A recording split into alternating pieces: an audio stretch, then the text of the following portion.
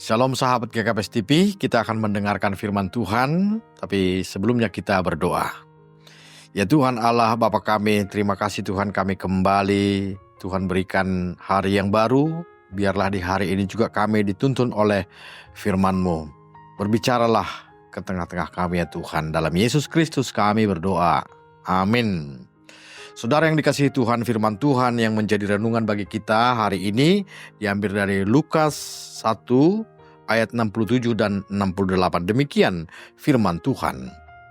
Dan Zakaria, ayahnya, penuh dengan Roh Kudus, lalu bernubuat, katanya, "Terpujilah Tuhan Allah Israel, sebab Ia melawat umatnya dan membawa kelepasan baginya." Demikian firman Tuhan. Saudara yang dikasihi Tuhan, firman ini adalah nyanyian, pujian Zakaria. Zakaria adalah imam di Israel dan istrinya adalah Elisabet yang sudah tua, merupakan keturunan Harun.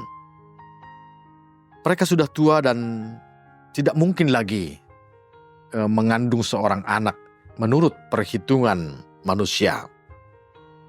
Namun kasih Allah telah melawat mereka, khususnya melalui Imam Zakaria, bahwa Tuhan membukakan pintu, Tuhan memberitahukan tentang kelahiran seorang anak laki-laki di dalam keluarga mereka. Ini merupakan sesuatu yang mengherankan bagi Zakaria, karena itu tidak mungkin menurut dia. Dia tidak percaya, sehingga dia meminta tanda kepada malaikat Tuhan yang memberitahu itu kepadanya. Dan malaikat memberi tanda bahwa sebelum ia melihat apa yang Tuhan akan nyatakan, ia tidak bisa berbicara, ia akan bisu. Dan faktanya Zakaria bisu, tidak bisa berbicara selama 9 bulan sebelum anaknya yang kemudian bernama Yohanes dilahirkan. Saudara-saudara yang dikasihi Tuhan, ia berkata bahwa anaknya akan lahir, akan bernama Yohanes. Dan kemudian ketika Yohanes lahir dan dia diminta untuk memberi nama, dan itulah kesempatan bagi dia untuk pertama sekali kembali, untuk bisa berbicara di hadapan keluarga, di hadapan Elisabet, dan di hadapan sanak saudara-saudaranya. Dan disinilah Zakaria menjadi lebih yakin tentang apa yang Tuhan akan nyatakan dalam kehidupan ini. Itu yang menjadi latar belakang kenapa ada disebutkan bahwa Zakaria, ayahnya Yohanes itu penuh dengan Roh Kudus lalu bernubuat. Jadi nubuatan Zakaria penuh Roh Kudus punya alasan. Alasannya adalah ia telah mengalami mujizat yang besar. Ia telah mengalami perbuatan yang luar biasa, yang besar, yang tidak mungkin, yang tidak masuk akal.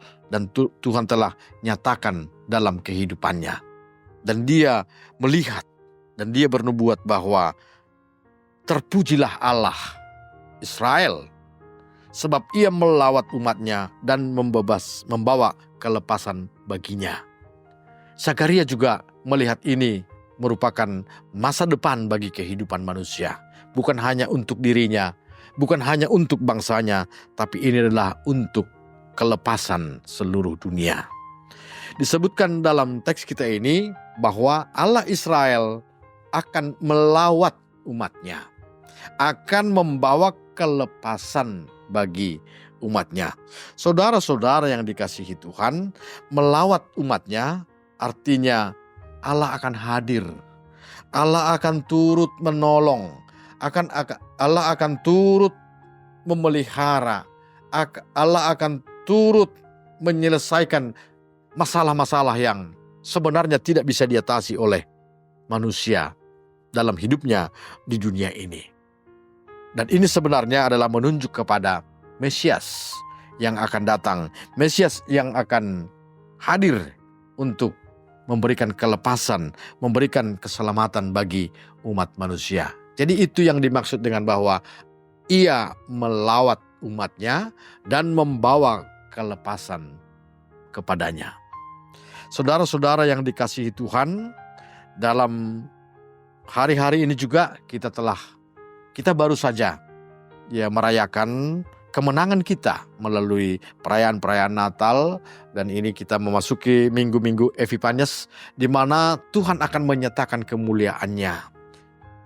Yesus yang lahir di Bethlehem itu bukan hanya tinggal di Bethlehem, tapi dia akan menyatakan kemuliaannya. Dia akan melawat umatnya. Dia akan melepaskan umatnya. Bukan hanya lahir, tapi dia akan melayani.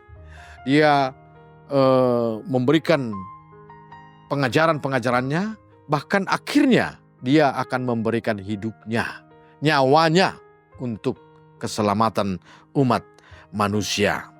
Jadi saudara-saudara yang dikasihi Tuhan, apa yang menjadi latar belakang kenapa Zakaria bernubuat, Zakaria memuji Tuhan, memuji Allah?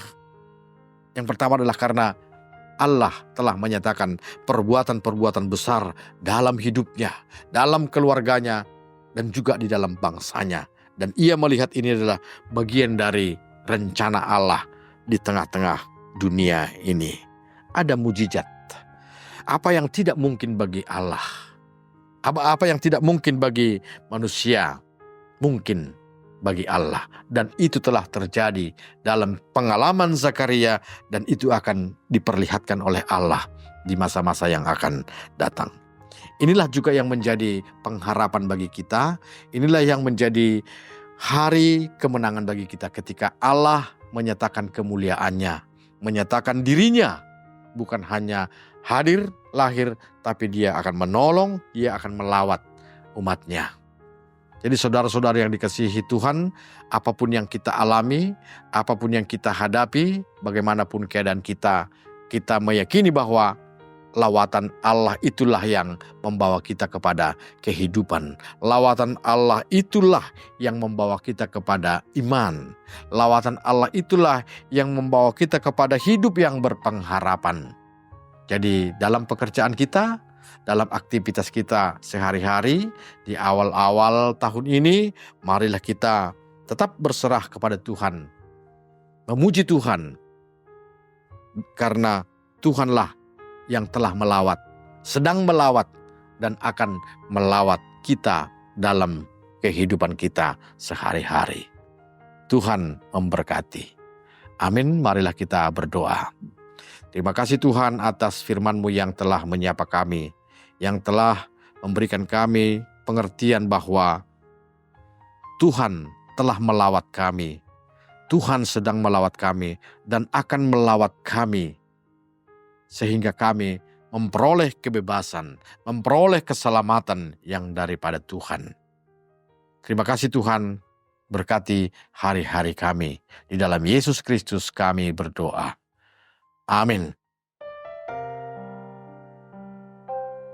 Ku kagum hormat akan Engkau, ku kagum hormat akan Engkau, Kau Allah yang layak dipuji, ku kagum akan Engkau.